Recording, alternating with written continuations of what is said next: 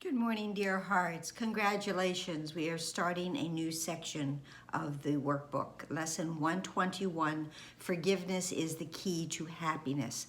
The first thing I want to mention is the metaphor that we're given here, the example of the key leading us to happiness. And the symbol of a door is very prevalent in the course and in many times, okay? And the door is the door that is being held open for us. It's really our pathway, our escape, if you will, out of the egoic mind where we have been trapped and go through that door into the heavenly state of eternalness that is, again, our birthright. Okay, so forgiveness is the key to happiness. Now, this lesson, first of all, there's 10 minutes of practice in the morning and in the evening, okay? And then on the hour, and we'll get to that towards the end. So this whole lesson, it's very striking because several of the paragraphs begin with the description of the unforgiving mind. And the unforgiving mind is the ego mind. It is the mind that has a litany of doom and gloom within it. It's the mind of confusion, the mind of fear, the mind that is afraid of every sight and sound that it beholds because it's sure that that is some attack waiting to happen to it.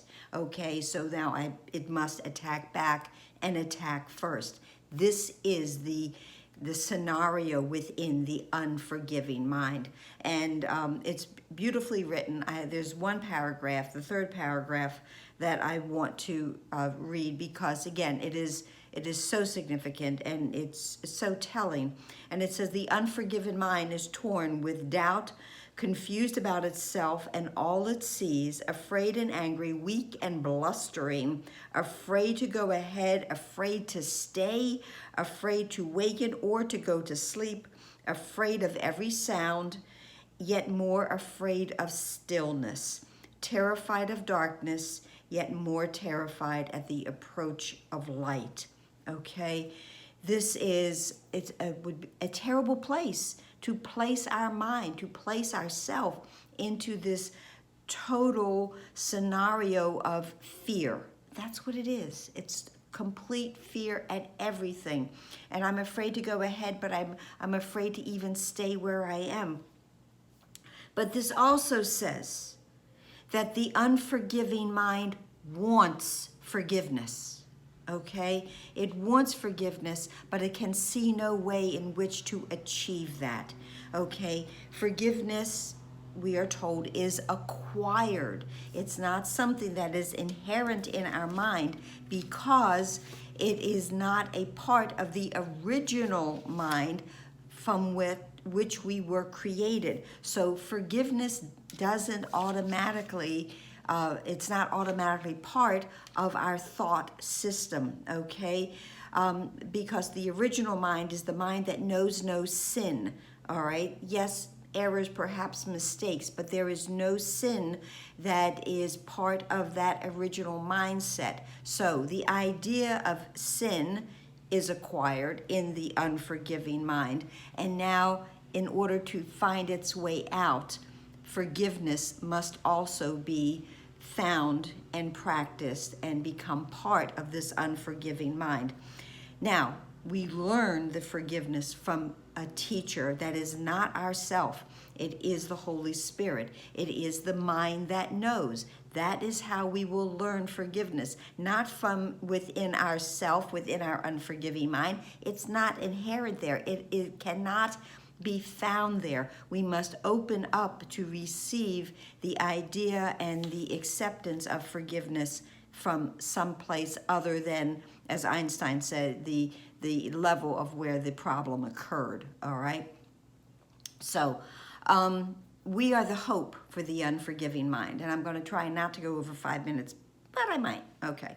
So this lesson, it has a practice in it that we have already been introduced to, and it's the practice of, in order to learn forgiveness, to practice forgiveness, first we are to think of someone that we consider that we have a grievance with. Maybe they're even an enemy, someone who is difficult for us. And we already had been giving this type of practice back in lesson 68.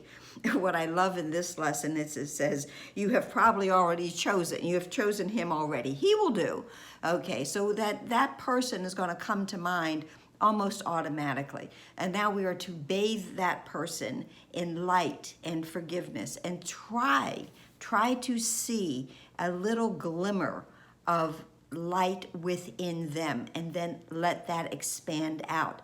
Next, look and find someone who we consider as our friend, and let the light from one be transferred to the other, and now our friend becomes even more than a mere friend, okay?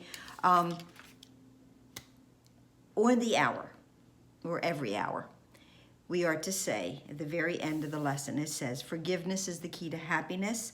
I will awaken from the dream that I am mortal, fallible, and full of sin, and know I am the perfect Son of God.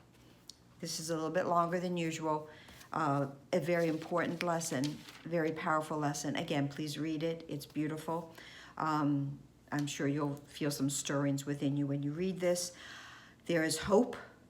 You have the key to happiness. It is forgiveness, and it's in your power. Please share, please subscribe, and I will see you here tomorrow. Namaste.